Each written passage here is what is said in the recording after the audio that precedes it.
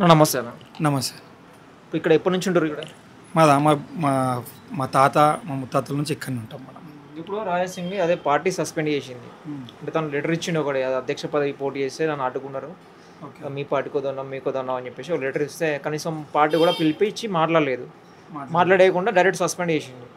అంటే బీజేపీ తప్ప లేకపోతే రాజసింగ్ తప్ప? ఇప్పుడు తప్పు అనేది రెండు వైపు నుంచి ఉంది, ఒక వైపు నుంచి అయితే ఏం లేదు. ఇప్పుడు పార్టీ ఈయనని వదులుకోవడం తప్పు. ఈయన ఒక్కటే ఎమ్మెల్యే 2018 ఎలక్షన్లో one of the MLA BJP నుంచి గెలిచిందంటే రాజాసింగ్ ఒక్కడే మొత్తం ఆల్ ఓవర్ తెలంగాణలో. అది ఇంకా మన ఎంఐఎం ఏదైతే హైదరాబాద్ కాన్స్టిట్యున్సీలో అయితే ఉందో ఎంఐఎం కాన్స్టిట్యున్సీలో ఎంపీ కాన్స్టిట్యున్సీలో గోషమైల్ అని మన నియోజకవర్గంలో ఒకడే ఒక ఎమ్మెల్యే గెలిచిండు. ఎవరు లేనప్పుడు ఒక్కడే గెలిచిండు. ఆయన మాట్లాడేది మొత్తం హిందుత్వం గురించి మాట్లాడతాడు. పార్టీని ఫస్ట్ సెకండ్ పెట్టినాక ఫస్ట్ హిందుత్వం గురించి మాట్లాడినాకనే పార్టీ విషయం మాట్లాడతాడు ఆయన మొదటి నుంచి ఆయన. సరే, ఇప్పుడు పార్టీ సస్పెండ్, ఎమ్మెల్యే పదవి కూడా రాజీనామా చేసే అవకాశం పార్టీకి ఉన్నది. ఇప్పుడు ఎమ్మెల్యే పదవి కూడా రాజీనామా చేయించిన తర్వాత రాజాసింగ్ని ఇక్కడ ఎలక్షన్ వస్తుంది. బీజేపీ పార్టీ నుంచి మాధవీలత నిలబెడదామని చూస్తారు. బీజేపీ పార్టీ నుంచి మాధవీలతకి ఓటేస్తారా? ఓట్ అనేది మేము బీజేపీకి వేస్తాం. ఓటు క్యాండిడేట్ ఏదైనా మేము వ్యక్తిగతంగా బీజేపీకి మాత్రం ఓటేస్తాం. మా దగ్గర మెయిన్ ఫేస్ మేము మోదీ కోసం చూస్తాం. మెయిన్ ఫేస్ ఇక్కడ పార్టీ రాజాసింగ్ వదులుకోవడం మాత్రం అది అన్యాయం, పార్టీకి నష్టము, ఇక్కడ నియోజకవర్గానికి నష్టమే.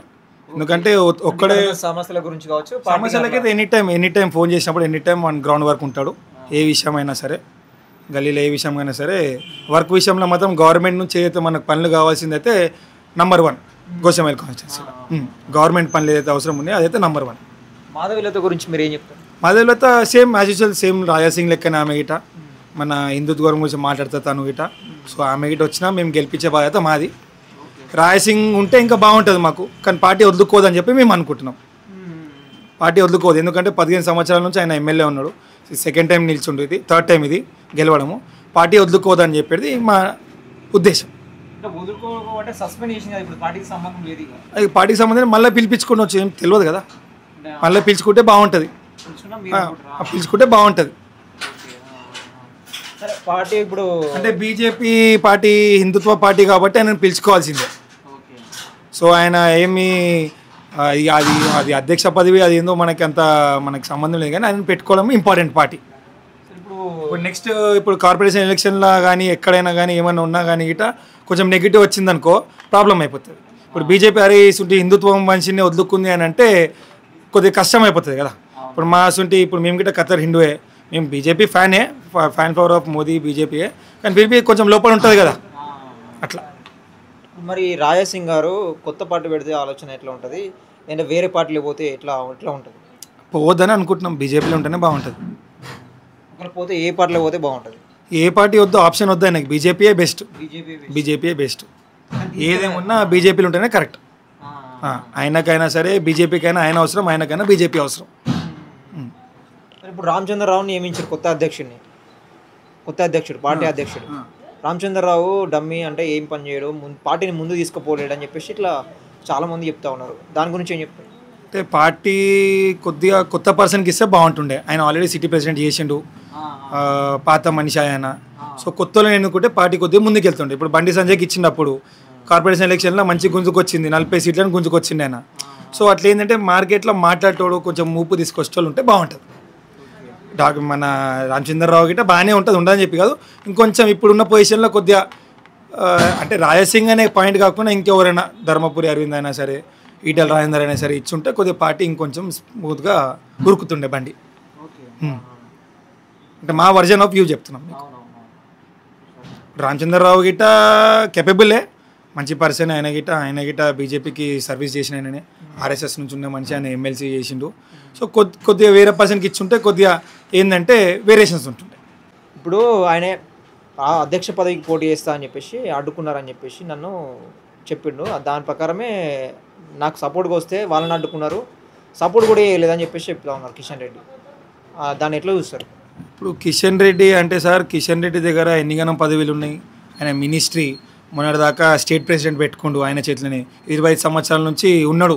ఏం డెవలప్ చేసిండు ఆయన పార్టీని ఆయన ఏం డెవలప్ చేసిండు?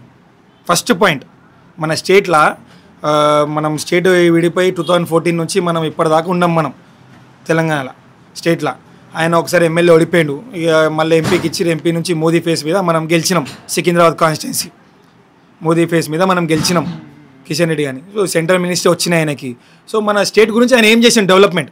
బండి సంజయ్ తీసుకుంటే బండి సంజయ్ ఒక ముందుకు తీసుకెళ్ళిండు ఆయన స్టేట్ ప్రెసిడెంట్ ఉన్నప్పుడు. 40 మంది కార్పొరేటర్ని గెలిపించిండు. స్టేట్ మొత్తం మాట్లాడితే ఆయన స్టేట్మెంట్ ఇస్తే ప్రతి ఒక్కరు చూస్తుండే. ఈయన ప్రెసిడెంట్ పోస్ట్ ఉండే ఎమ్మెల్యే టైంలో ఒక స్టేట్మెంట్ ఉండకపోతుండే. పార్టీ నష్టమే కదా. పార్టీ గిట్ట ఆలోచన చేయాలి, సెంట్రల్ గిట్ట ఆలోచన చేయాలి ఎవరిని ఎన్నుకోవాలి ఎవరిని ఎన్నుకోవద్దు అనేది. మెయిన్ మైనస్ పాయింట్ మన తెలంగాణలో మెయిన్ మైనస్ పాయింట్ అనేది కిషన్ రెడ్డి 100%. అది మెయిన్ కిషన్ రెడ్డి. అసలు పార్టీకి ఆలోచన చేసి అసలు పెద్ద మనుషులని ఒక వేరే మంచి పెద్ద పోస్ట్ దీనికన్నా పెద్ద పోస్ట్ ఇచ్చి కూర్చోబెడితే ఇక్కడ స్టేట్లో వేరే వాళ్ళని అప్కమింగ్ వాళ్ళకి ఇవ్వాలి, యూత్ పర్సన్కి ఇవ్వాలి. యూత్ పర్సన్కి అప్కమింగ్ మాటలు కొద్దిగా ఏంటంటే ఇవాళ రేపు కేసీఆర్ తట్టుకోవాలి రేవంత్ రెడ్డిని తట్టుకోవాలంటే అంత ఈజీ కాదు. బీజేపీ మంచి ఊపులు వచ్చింది, మోదీ సాబ్ అన్నిగానో వర్క్ చేస్తుండే. ఇప్పుడు మోదీ అన్నిగానో వర్క్ చేస్తుండే, సెంట్రల్ గవర్నమెంట్ నుంచి స్టేట్ గవర్నమెంట్ వస్తున్నాయి. కానీ దాని విషయం ఎవరు చెప్తారు? ఇక్కడ చెప్పాలి కదా. సెంట్రల్ గవర్నమెంట్ నుంచి మనకు వస్తున్నాయి, ఇక్కడ స్టేట్ గవర్నమెంట్ ఏమి ఇయ్యదని చెప్పి మాట్లాడాలి కదా. మాట్లాడే వ్యక్తి ఎవరున్నారు ఇక్కడ? మాట్లాడే వ్యక్తి అది ఈటల రాజేందర్ వచ్చింది పార్టీకి. ఈటల రాజేందర్ వచ్చినప్పుడు ఈటల రాజేందర్కి ఛాన్స్ ఇచ్చుంటే పార్టీ ఇంకా చాలా వేగంగా ఉరుకుతుండే 100%. ఈటల రాజేందర్ ఒకవేళ వచ్చి ఉంటేనా పదవి ఇవాళ స్టేట్ వేరే లెవెల్ ఉంటుంది. ప్రతి జిల్లా కార్యకర్త ఏ కార్యకర్త అయినా సరే ప్రతి జిల్లాలో పోయినా వాట్సాప్లలో ఈటల రాజేందర్ గురించి మాట్లాడుతుండే. ఎందుకంటే ఆయన డిస్ట్రిక్ట్ మనిషి కాబట్టి. సో ఆయనకి ఏంటంటే ప్రతి జిల్లాలో ఏ కార్యకర్త ఉంటాడు, ఏ జిల్లాలో ఏ కార్యకర్త ఏ వర్క్ కావాలి, ఈ జిల్లాలో ఈ వర్క్ కావాలి, ఈ జిల్లాలో వాటర్ వస్తలేదు, ఈ జిల్లాలో కరెంట్ లేదు, ఈ జిల్లాలో ఏం అవసరం ఉందో ఆయనకు అవగాహన ఉన్న మనిషి. ఆయన ఎంపీ ఉన్నాడు, పెద్ద ఎంపీ ఉన్నాడు, ఇంకా ఎంపీ మీద ఆయనకి ఇచ్చుంటే ఏంటంటే కొద్దిగా పార్టీ డెవలప్ అవుతుండే మన తెలంగాణలో.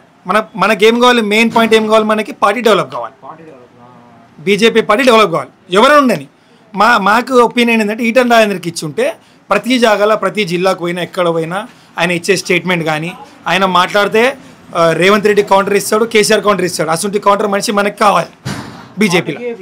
పార్టీకి ప్లస్, మనకి ప్లస్, బీజేపీకి ప్లస్ కదా మనకి. ఇప్పుడు రాయసింగ్ని వద్దుకుంది పార్టీ.